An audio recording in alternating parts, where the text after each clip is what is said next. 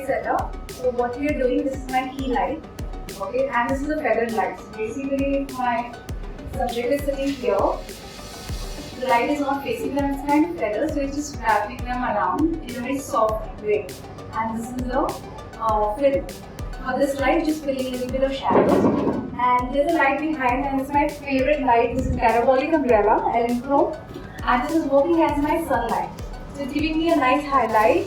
It's giving me like a sun hairlight, and it's just adding a dimension to my backdrop and the whole edges of my subject. And this light is a very crucial light.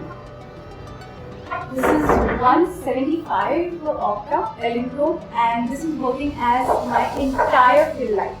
Okay, so with this I'm actually creating that even looking light using this, because this is an overall fill for me. When we talk about settings, it doesn't really matter what settings are these lights on. What matters is what am I getting in my light meter.